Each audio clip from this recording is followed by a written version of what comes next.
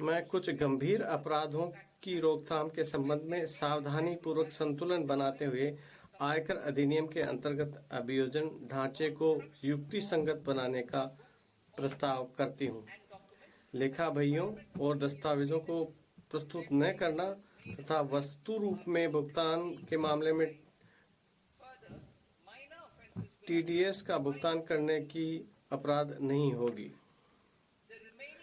इसके अतिरिक्त छोटे अपराधों के लिए केवल जुर्माना ही लगाया जाएगा। शेष अभियोजनों को अपराध की प्रमात्रा के अनुपात में श्रेणीबद्ध किया जाएगा।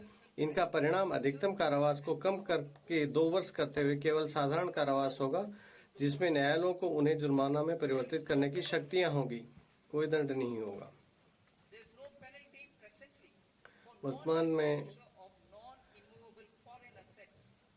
20 लाख रुपए से कम के सकल मूल्य वाली अचल विदेशी परिसंपत्तियों का गैर प्रकटीकरण करने पर फिलहाल कोई दंड नहीं है।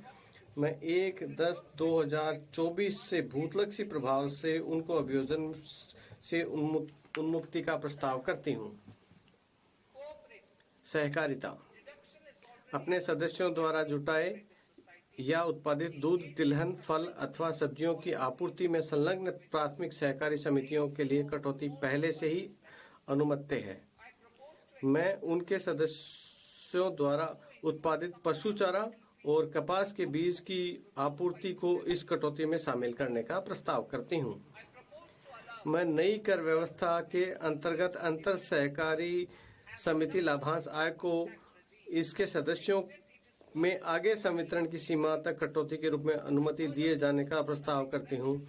मैं किसी अधिसूचना राष्ट्रीय सहकारी संघ द्वारा दिनांक 31/1/2026 तक कंपनियों में किए गए निवेश पर प्राप्त लाभांश आय पर 3 वर्षों की अवधि के लिए छूट देने का प्रस्ताव करती हूँ। ये छूट केवल तभी प्रदान की जाएगी जब उक्त लाभांश को इसके सदस्य सहकारी समितियों से आगे वितरित किया जाए।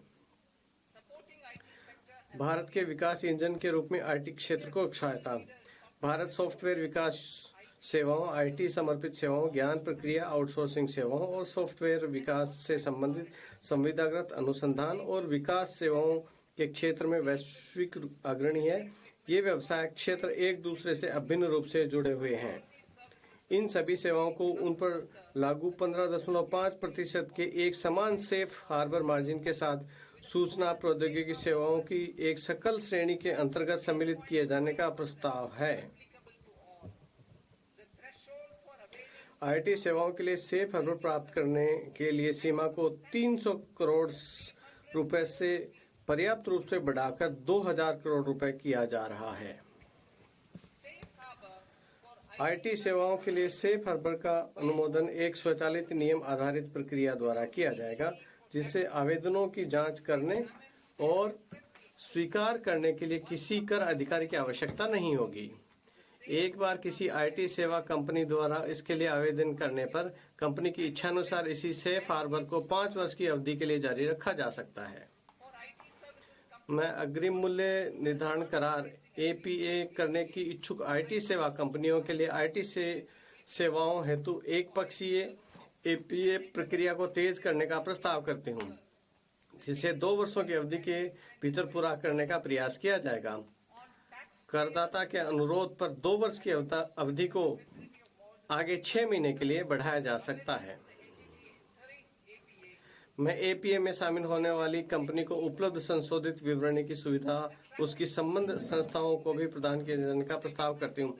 वैश्विक व्यापार और निवेश आकर्षित करना। डाटा केंद्रों में महत्वपूर्ण अवसंरचना को सक्षम बनाने और निवेश बढ़ाने की आवश्यकता पर विचार करते हुए मैं किसी ऐसे विदेशी निवेश के लिए वर्ष 2047 तक एक रियायत प्रदान करने का प्रस्ताव करती हूँ, जो भारत में डाटा केंद्र और सेवाओं का उपयोग करके वैश्विक स्तर पर क्लाउड सेवाएं प्रदान करती हैं। तथापि इससे भारतीय पुनर्बिक्री संस्था के माध्यम से भारतीय ग्राहकों को सेवा प्रदान करने की आवश्यकता होगी।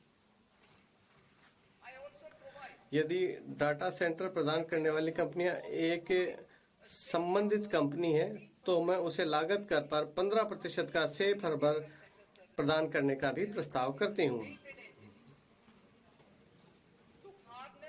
इलेक्ट्रॉनिक विनिर्माण के लिए जस्ट इन टाइम कार्य कुशलता का उपयोग बढ़ाने के लिए मैं बीजक मूल्य के 2% के लाभांतरण पर किसी ब्रांडेड वेयरहाउस और कंपोनेंट वेयरहाउस के लिए निवासियों को सेफ हार्बर प्रदान करने का प्रस्ताव करती हूँ।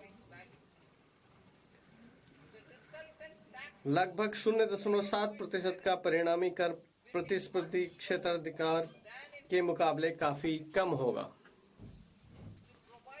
भारत में टोल विनिर्माण को बढ़ावा देने के लिए मैं ऐसे किसी अनिवासी को आयकर से 5 वर्षों के लिए छूट प्रदान का प्रस्ताव करती हूं जो बॉन्डेड क्षेत्र में किसी टोल विनिर्माता को पूंजीगत वस्तुएं, उपकरण अथवा टूलिंग उपलब्ध कराता है। वैश्विक प्रतिभा के विशाल पूल को भारत में लंबी अवधि के लिए काम करने हेतु प्रोत्साहित करने के लिए मैं अधिसूचित योजनाओं के अंतर्गत 5 वर्षों की प्रवास अवधि के लिए किसी अनिवासी विशेषज्ञ की वैश्विक आय के लिए छूट का प्रस्ताव करती हूँ।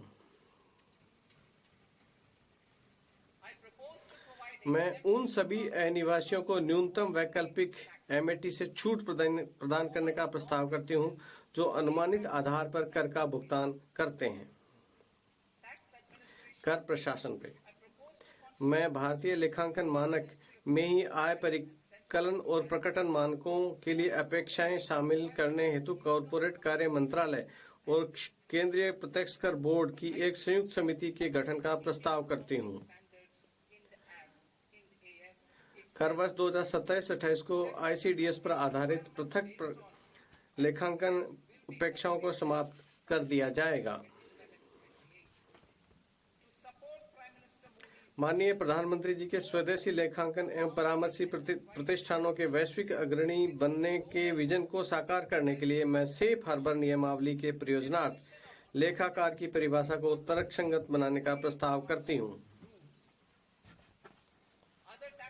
अन्य कर प्रस्ताव बायबैक के कराधान में परिवर्तन को इसलिए लाया गया कि प्रवर्तकों द्वारा बायबैक रूट का अनुचित उपयोग रोका जा सके।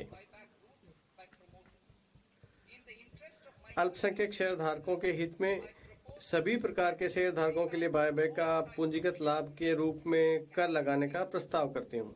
तथापि कर विमोचन के दुरुपयोग को हतोत्साहित करने के लिए प्रवर्तक अतिरिक्त बायबैक कर का भुगतान करेंगे। इससे कॉरपोरेट प्रवर्तकों के लिए प्रभावी कराधान 22% होगा। गैर कॉरपोरेट प्रवर्तकों के लिए ये कर 30% होगा।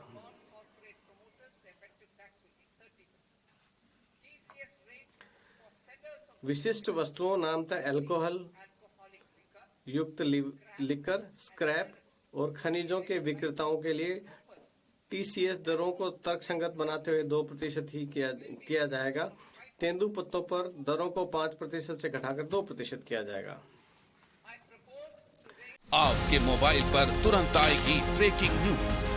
स्क्रीन पर सबसे पहले दिखेगी बड़ी खबर। देश दुनिया की हर खबर एक जगह। अब आपके मोबाइल पर तुरंत फटाफट इंस्टॉल कीजिए न्यूज नेशन ऐप और रखिए खुद को अपडेट।